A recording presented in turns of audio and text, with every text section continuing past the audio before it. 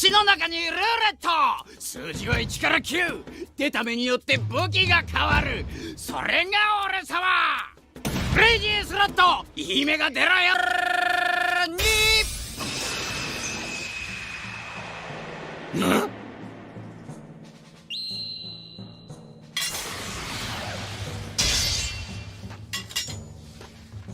2か。外れだ。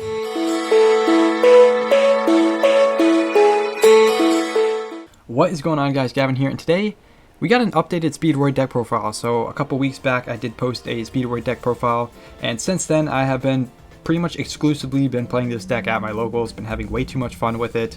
It's really crazy the stuff that this deck can do and how you can just keep playing sometimes, but it is a little bit high variance. Sometimes, you do open really bad hands and you take a game loss because of it, and sometimes you don't really roll particularly well with the Speedroid wheel.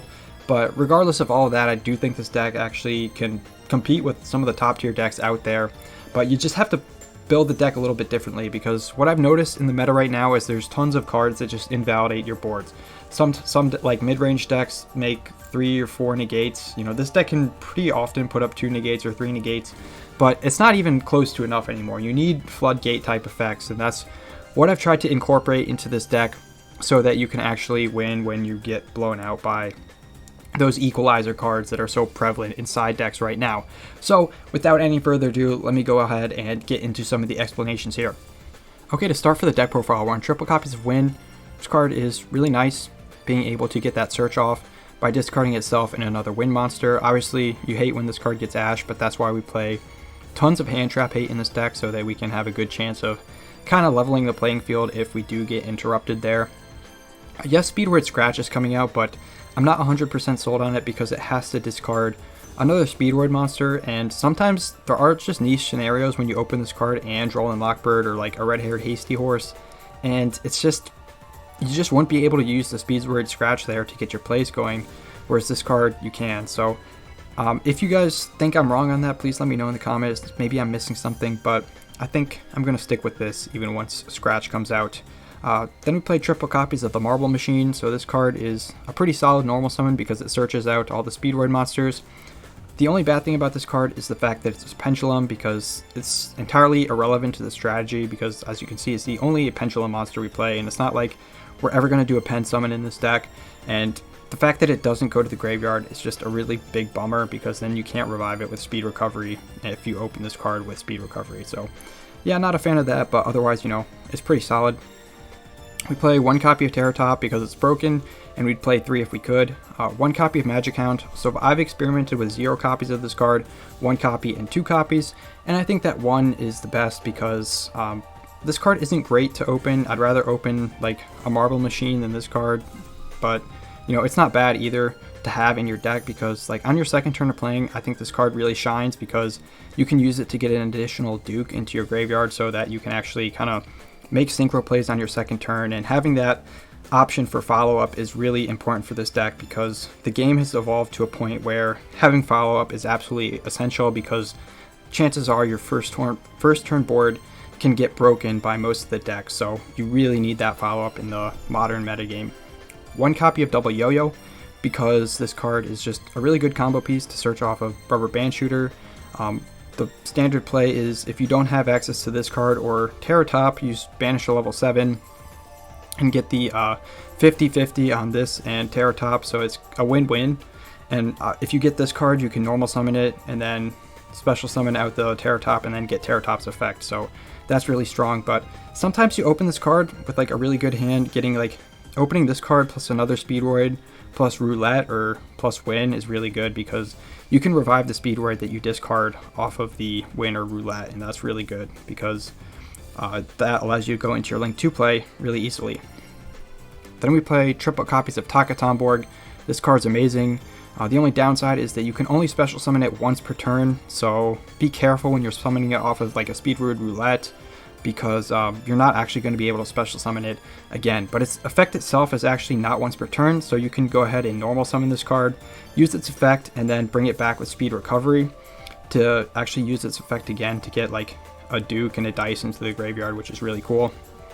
So yeah, Takatomborg is amazing and just allows you easy access to getting a tuner into your graveyard and going into your rubber band shooter as well. For the spells and extenders, we play triple copies of Roulette. So this card is really good in the early game, but like past turn 1, this card is not so good because chances are you get a lot of your targets out of your deck on your first turn of playing. So this card is kind of bad to draw like as a turn 2 or turn 3 top deck.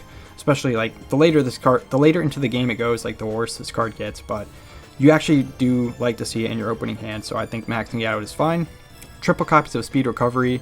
So if you're playing the full discard package in Speed Recovery, that's, in my opinion, the best way to do it, because sometimes people might opt to run 2 Roulette because, like I said, it's bad in the late game. I think that's probably wrong because Speed Recovery is just so insane when you open it up with Speed Roulette. Just being able to revive that card that you discarded and get that advantage off of the, the potential double summon off of Speedroid Roulette is really insane. Then we play triple copies of Card Turbo. Also, before I move on, I want to mention this card is also insane because it gives you follow up on your next turn because you banish it from your graveyard and get a Speedroid back to your hand, which is amazing if you have like a double yo-yo and a Terror Top, because that means you're adding back the double yo-yo, normal summoning it, getting Terror Top effect so that you can just go ham on your follow-up turn. So I would play the third copy of this over Monster Reborn. I'm not playing the Monster Reborn because I don't want to brick on too many revival spells, but yeah, this card really nice. Also, not once per turn, which is insane, so seeing multiples isn't usually a bad thing. Anyways, moving back on to Speedroid Card Turbo. This card's just a free level 3 tuner extender. Really not much else that needs to be said, aside from the fact that on your second turn, a lot of the times, like if you didn't put up a ton of negates, what you can do is you can, if you're coming back and trying to come back into the game, you actually don't have to focus on making a ton of synchro plays. Usually what I try and do is I try and make like a negate, like a Baron or a Crystal Wing, and then I try and swarm the field and then use Card Turbo's effect to give all my wind monsters plus 800 attack so that I can go for a big finisher and push for a ton of damage that way. That's definitely one thing that you have to keep in mind about this card, because this card can really make it easy for you to OTK, because a lot of the times, you're condensing a lot of your monsters into these powerful synchro monsters, but sometimes it's just better to leave them as they are and just like as their weak little selves, instead of trying to make these synchro monsters and just swarming the field and just pushing for way over 8,000 damage. And then for the, I want to call them the bricky tuners, because they're not like special summoning themselves from your hand, but they're also not really the worst things to draw a lot of the times, because since we're maxing out on Win and Roulette, these cards are great discard fodder, so I don't really mind playing them as much as like I don't really mind playing them as much as I mind playing bricks in other decks, but these cards are really insane, even though I just said they're bricks. Basically, Party Horn Kid is absolutely amazing, even though it's like the brickiest out of all three of these, because it's not like special summoning itself or special summoning anything else or like progressing your synchro plays as much as like a Red Eye Dice would. This card is helping you dig for cards that you need. So a lot of the times what I try and do is I try and put up a negate and then kind of swarm the field and then go into this card, special summoning it with a Duke or a Recovery or something like that, and it allows you to dig. It's basically like Pot of Prosperity, kind of between a 3 banish and a 6 banish Pot of Prosperity, because a lot of the times you can banish for 4. That's what I try and do. Obviously some scenarios you don't want to be so greedy, but this card is at worst a lot of the times just a draw 1, so you can't even be disappointed with that. This card just helps you see your side deck, which is insanely important in the games 2 and 3, so I just think it's a sin not to play this card because it's coming so clutch for me in so many scenarios. And then 2 copies of Duke. Duke is just a really nice graveyard extender, and it being a level 3 sometimes comes up so that you can make like level 8 synchros with a Hagoida or something like that. So I really like this card a lot, and it reminds me a lot of Infinitrack Trencher in the Earth Machine deck. Then we play 1 copy of Red Eye Dice. So if you aren't going to play Party Horn Kid, then you would play 2 copies of Dice. I think that 1 Dice just, I'm not a huge fan of it, but I also, This card is a brick, it's not special summoning itself, but it's just insane to go off with synchro plays with this card, and you know, it's really fun to use this card because it allows for some big brain plays. So definitely want to play the dice. I would love to be playing 2, but you know, sometimes you just can't really afford to find the deck space to do that, so I opted to play the Party Horn Kid instead. Then for the hand traps, we play triple copies of Droll and Lockbird. Obviously this card is just really a really powerful floodgate, and even going like first or second, it doesn't really matter. This card is great because a lot of the times when your opponent is playing one of those build-a-board decks, they can't really do it as effectively if they're under the floodgate effect of Droll, so I like it a lot for that reason. 2 copies of Imperm because it's an amazing hand trap that doesn't lose the talents. 1 copy of Speedroid Duplicate, so right now it's definitely really important to diversify your negates, just like it's important to diversify your assets like financially. It's really important to diversify your negates in Yu-Gi-Oh! So that you don't just lose to like one type of negate, like a Dark Ruler or something like that. So sometimes searching this out with Speedroid, Cork Blaster is the right play, and just seeing this card is really nice going first so that you have that bounce effect. Then we have 1 copy of Ash, 1 copy of Valor for cross-out targets mainly because I'm really not a fan of Ash in this format because chain blocking is so prevalent and it just loses really hard to talents. Same thing with Effect Valor. Obviously it's pretty good sometimes, but also you can't use it on your turn, which is a huge bummer. And then obviously triple copies of Crossout because we don't want to be losing to just, you know, the most common hand traps in the format, which are, you know, in this little square right here, Ash, Valor, and Imperm. Then we play 2 copies of Talents because Talents is absolutely insane. It helps you break boards a lot of the time and just punishes your opponent extremely hard for when they hand trap you. So yeah, I really think Talents is insane. 1 copy of Red Haired Hasty Horse. This card is just another extender. I think it's the best like generic wind extender because unless you're playing against like Eldritch or something and they set 5, or Altergeist and they set 5, chances are there's going to be an open column. And even if you are playing one of those decks, you can kind of just play into their board a little bit. They'll flip a trap up, it'll open up the column, and you'll be able to special summon this card. I've preferred over Primitive Butterfly because it's a better top deck than Butterfly. Also, it can attack directly, which could potentially help you win in time, I guess. Then 1 copy of Called by the Grave because Sacked by the Grave, I guess. It's just really strong card that is oppressive when you open it and you're going first. So yeah, that's really it for the main deck. Let's go ahead and go into the side deck real quick. Okay, to start for the extra deck, where we have our key combo piece, High Speedroid Rubber Band Shooter, allowing us to get like a 50-50 search off of like 2 Speedroid monsters is really nice. Most of the time you just banish the Wind Pegasus, go for a double yo-yo and the Terror Top, and you know, you're not too sad if you get the double or the Terror Top. Obviously a double yo-yo is the preferred one, but Terror Top is, you know, still really good to be able to normal summon and get its effect off. So this card is great. Basically the only problem with this card is the fact that it's a hand trap magnet, and you really don't want to be using this card's search effect more than once in a game because that means you're banishing other like valuable extra deck monsters. Every single monster in this extra deck is really important, especially if the game goes longer than like 2 or 3 turns, just because you really need to use like the Cork Blasters and the Hogoidas, you know, to keep making those really impactful synchro plays later on. So yeah, just be careful about what you banish with this. 2 copies of Cork Blaster just because it's insane. This card is just so good on your first turn, being able to set up a high level synchro play for a negate, and then on your follow-up turn, you know, also allowing you to set up for like a Kite Drake and a Clearwing Rider OTK. It's just really, really nice, and you know, I would definitely recommend that you play 2 of this card. 1 copy of Puzzle because it gives you follow-up. It works really well with the Cork Blaster, so that, you know, you can do a dice play with the Cork Blaster to make it become level 6, and if you made the Cork Blaster with a dice and a level 3, then you can go into the Puzzle and then go into a Baron from there. So it gets you a Baron and it gets you the follow-up during your end phase, which is so important in the modern Yu-Gi-Oh! Right now. So definitely want to play this card. Also, you can use the Magic Hound's effect to return Party Horn Kid to your deck to summon this card out from your extra deck for free, so that you can actually get a synchro play going from there. You know, if you can do that and then bring back the Party Horn Kid from your deck with something like a Takatamborg, you can go for a Party Horn Kid Plus, and then go for the Crystal Wing, because the High Speedroid is a Synchro Monster and 4+4 is 8. So that's a play that sometimes comes up and it feels really clutch as well. One copy of Hagoida.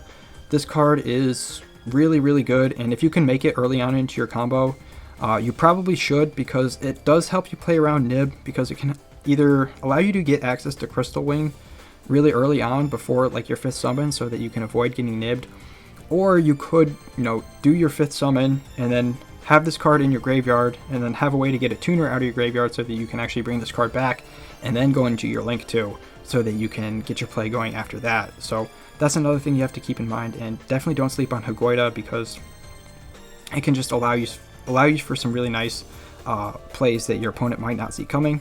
One copy of Stardust Charge Warrior. So before I was playing Adamantipator Raptite, but this card is way better, because you're never really... What I found with the Raptite is that you're not actually getting a ton of value off of its effect, but the extra draw off of this card is insane. Like, sometimes you just draw into that much needed extender, or you draw into a draw to floodgate your opponent on your turn without using a monster effect on your board, and that can be really, really strong. This card is amazing, and can actually allow you to go into the Baron with if you open it with like Party Horn Kid or something. So this card is really great. Then one Wind Pegasus Administer for banishing off of the Rubber Band Shooter. Also, its graveyard effect is really relevant, so if you can get it into the graveyard with something like a Shen maybe, try and do that, because it allows you to get a shuffle effect to get a monster back into your opponent's deck. So that's a really powerful form of removal right there. One copy of Clearwing. Basically, this card just kind of allows you to go into Crystal Clearwing, but with some of the decks out there like Sword Soul and Despia, decks that have extract monsters with levels, Fusion and Synchro monsters, this card is not even that bad to have on your end board, because it can actually just be an additional negate against decks like those. 2 copies of Clearwing or Crystal Wing, just because going into that second Crystal Wing does come up a lot of the times, and this card is just a really powerful monster effect, negate and destroy. Sometimes all you can do is end on a double Crystal Wing and like some follow-up, so it's decent right there, because against those monster heavy decks, this card comes in really clutch. 1 copy of Kite Drake. This card is really great, being able to clear your opponent's board or negate the effects of all cards they control. It's really amazing, because your opponent is basically forced to negate this card with like an Imperm or like a Borlo Savage Dragon or something like that, and if they do negate it, then you're kind of just a hop, skip, and a jump away from going into the Clearwing Rider, which can then come in and really clean up your opponent's board with a little bit of luck. So I really like the combo there a lot, and this card is great going second. 1 copy of Shen. Basically, Shen is here for not really its Floodgate effect. Some decks that might come up in, but obviously game 1 you don't really know. This card is worthless against Flundereeze in terms of its Floodgate effect, but this card is really good for recycling a Den Daiko Duke after you've gone through both of them, like so in Grind Your Games on turn 3 and after. You're definitely making Shen so that you can go and keep your graveyard resources flowing. 1 copy of Baron. This card, pretty self-explanatory, it's absolutely broken. And if it does manage to survive onto your next turn, you can use its effect to revive. And then, Revive Terratop is the best, because then you get its effect. And this card is just so strong. And definitely a really nice addition to the deck. 1 copy of Crystal Clearwing. So this card isn't something that I go into all the time, but when I do, it really comes in clutch, because getting that spell or trap negate is really nice, and also getting the follow-up if this card gets destroyed, because you can make this card invincible to your opponent's monster effects, but sometimes they might have a spell card or something to destroy this card, or a trap card, or whatnot. So if it does get destroyed, it's fine, because you can go ahead and search for whatever Speedroid you want in your deck, so that's really nice.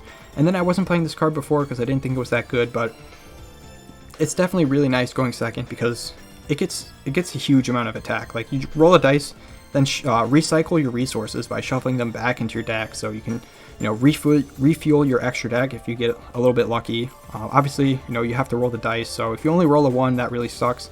But if you roll like a 3 or above with this card, it's amazing, because you shuffle back 3, pop 3 or more, and then this card gains attack equal to the amount of monsters that you popped, so it can just swing for absolutely a massive amount of damage. So this card comes in sometimes, and it's really nice. So that's it for the extra deck. Let's go ahead and get into the side deck real quick.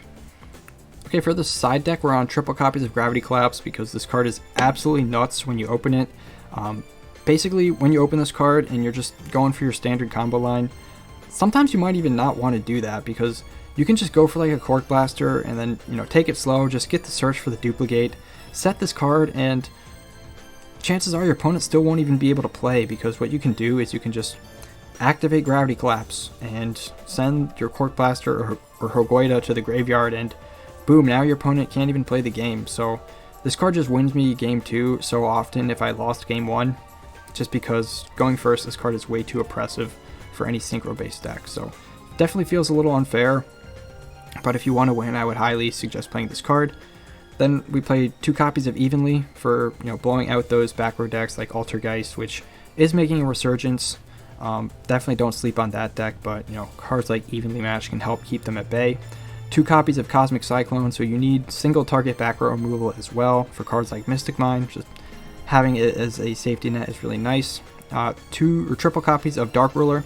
This card is just phenomenal for breaking combo boards. 1 copy of Duster for breaking back row decks. 2 copies of Lightning Storm for hitting those back row decks or those monster heavy decks that summon a lot of link monsters in attack mode. And then 2 copies of Godarla for helping to break down those combo boards as well. One of my favorite things about this deck is that it does not lose to the Wind Barrier statue at all, which is commonly played by Flunderees, but with the rise of Bird Up, I think that, and by Bird Up I mean Lyra Lusk, that deck is actually insane right now. I think that people are going to just probably phase out from playing the Wind Barrier statue, but even if they do or don't, it really doesn't matter to us because it's not locking us out because our entire deck is wind. But yeah, that's it for the deck profile, guys. Let's go ahead and get into a game. Okay, so for this first game, we are going to be playing against Flunderees here. His hand is actually pretty good because he does have the Rabina, but he doesn't actually have a out to our Imperm, so he has to get something pretty good off of Duality. So he's going to start with Duality and then go ahead and activate the Dimension Shifter so that he puts us under that Floodgate effect that he obviously doesn't care about. He's going to go ahead and grab another Dimension Shifter here, which I find pretty weird because a lot of the times, your extra Dimension Shifters are dead cards, so I thought that was weird. But anyways, Imperming the Rabina is enough to just make him pass here. He's going to set his own Imperm, so we're going to have to play through that. Obviously, we're still under the Floodgate effect of the D-Shifter, so we're not going to be able to really go crazy here because we do really need access to our graveyard. I don't even bother to set the Crossout Designator because what am I going to cross out? Obviously, he's not going to be using Tactics on his turn because we don't have any way to use monster effects on his turn, so I'm just going to save that in my hand. So yeah, we're just going to go ahead and see what he can do here. Obviously, drawing the map is pretty useless for him because it doesn't have another Flunder monster in hand, so we're going to go ahead and go into our turn, and now we are free from the floodgates and just going to go ahead and pop off as much as we can and just try to assemble lethal here. So we're going to go into an early Hagoida and then go into a Charge Warrior play to get that additional draw. Normal summon the Party Horn Kid to get that reveal to add 1. We see another win, so we're going to go ahead and take it. Then we can go into Baron here, and I'm feeling pretty safe because I don't really think there's... at this point, I was just like, what is he going to be able to do to me with now that I have a negate on the board? So I'm just going to try to assemble lethal here. But before I can even do that, I do believe my opponent concedes. But as you can see, we're just kind of going through the motions here. Going to go into the Rubber Band Shooter to be able to get that additional normal. Go ahead and get that additional normal. Use double yo-yo effect to special summon out Duke so that we could go into Crystal Wing and just kind of clean up from there. So yeah, that's it for the first game. Let's go ahead and go into the next one. Okay, so for game 2, our opponent is going to be going first once again, and as you can see, his hand right now at the moment is actually unplayable. But let's see how that changes with the X draft. So he's going to go ahead and banish 6, draw 2. And he actually draws in to probably the best combination of cards that he could imagine drawing into with the Book plus Robin, so that he actually has a way to defend the Robin against my hand traps, which is exactly what's going to happen. So I just used my one hand trap and it goes to waste, so he is going to be able to pop off super hard right here. So I'm just going to go for the M-Pen. And then, yeah, maybe it's just better to save the Imperm for the M-Pen, honestly. I think I might just start doing that because, there's a good chance that your opponent is going to have the Book of Moon, because they do tend to max out on that card. But anyways, our opponent is really in a good position right now because he has the City of Dreams and the Harpy's Featherstorm. So like I said before, floodgates are really king right now. Stuff that doesn't lose to like getting your board wipe. Obviously Harpy's Featherstorm is just something that you can activate to just basically make it so that your opponent can't play the game, and it serves a very similar role in his deck as Gravity Collapse does in our deck. So yeah, he's just gonna kind of shut us out here, and you can kind of tell how much fun I'm gonna have in this particular game right here, because he's just gonna Featherstorm our win, and yeah, we're just gonna end up passing here. I do, want to play it out because I think I might have a chance if I, top deck something good. And yeah, he actually doesn't really go too ham here, but he drew into another Featherstorm, so I'm like, okay, maybe I can play this turn. So I draw into the card Turbo, which is nice, but at the end of the day, it's really not going to matter because he's just going to Featherstorm me again, and I think I concede pretty shortly after here because I think he top decks something else that's really good. Yes, he top decks the Gold Sark, which is crazy because he's just going to banish the Rabina and then just do this typical Flundery stuff to add stuff back to his hand and just flood me out in terms of advantage, and there's nothing I can do here. So yeah, we're just gonna kind of watch him go through the motions. He gets the Stritch, banish, and then yeah, we're just gonna scoop it up. So for the last game of the match, I am going first, and I open an insanely good hand that actually lines up really well into my opponent's hand. Obviously he has nothing that's going to allow him to play on our turn, so we are just going to be able to go off here, and seeing Gravity Collapse made me feel really comfortable in this game. So we're just going to go for the typical Terror Top play, and we can just go ahead and add the Party Horn Kid because we already had the Takatomborg in hand, and then go for a Roulette, and we roll really well with the Roulette, getting at 5, summoning out the Duke. It's always really good to be able to get a Duke off of a Speedroid Roulette, so seeing like at least a roll of a 4 or higher is just really nice. Then we're going to go into the Hagoida because, getting those early Hagoidas can help you play through stuff pretty well. So then we're going to go for the Rubber Band Shooter, banish to level 7, do the typical play. We do get the lucky route with the double yo-yo, so we'll be normal summoning that, bringing back a dice effect, change the level to level 2, so that we can do our Cork Blaster play. Cork Blaster effect, summon back the materials, go for the dice yo-yo once again. We'll make the yo-yo become level 5. Go for a Stardust Charge Warrior to get an additional plus, and as you see, we draw into the Speed Recovery, which is fantastic because that card is just going to allow us to extend even further. So now we go into Crystal Wing, and we're really just super safe here now that we have our negate. We'll bring back the Party Horn Kid, and we'll go ahead and use the effect to reveal 3 and add 1, and we get the Ash just to add additional layers of interruption during our opponent's turn. Then we can go into the Clear Wing Synchro Dragon. So against Flunderies, Clear Wing is not bad because you actually can negate like the M-Pen or whatever, because this card can negate level 5 or higher monster effects, so it can come up against the Ryza as well when they try to activate those cards. So I'm feeling really good. We have Gravity Collapse set, so we can just pitch off the Charge Warrior and prevent our opponent from playing. Or so I thought. So my opponent top decks Regeki, so he has the Dark Ruler Regeki combo, which is actually insane, but luckily for me, like after he did this, I was like, oh crap, I'm screwed. But his hand otherwise is unplayable, so this is also just kind of showing off the weakness of the Flunderies deck when you don't build the deck right, or if you just go too hard on cards like Harpy's Featherstorm. If you go too hard on like these going first power cards, and your deck can kind of be a little bit of a mess in terms of brickiness. So it increases the ceiling, but it's just going to decrease the consistency of your deck, which, it's fair because you shouldn't have that much power and be super consistent at the same time. So we're just going to go for the standard play here. Now we can just go for Baron. Once again, you just feel so safe when you get the Baron. I'm going to negate the Book of Moon because I am just trying to put lethal on board here. I do believe we can get there with the current setup that we have. We're going to go for the Party Horn Kid, once again revealing 3 cards off the top of our deck. We'll go and grab a Called by the Grave just in case that we might need it, but I do believe we just close the game out right here and now, so we don't actually have to worry about our opponent's turn. But that's it for the match, guys. I really do hope you enjoyed that. I've played against Flunderies a lot with this deck, so I'm kind of getting up to speed on how to counter that deck. I do feel like the matchup for this particular decks is a little bit favored towards Speedroid, even though Flunderies can definitely do some some crazy stuff. I typically have a pretty good win rate against Flunderies because, once again, their barrier statue does nothing. So that's it for the video, guys. Thank you so much for watching. If you made it all the way to the end, I appreciate you so much. But with that, I am going to leave you with a peace out. Have a nice day, and goodbye.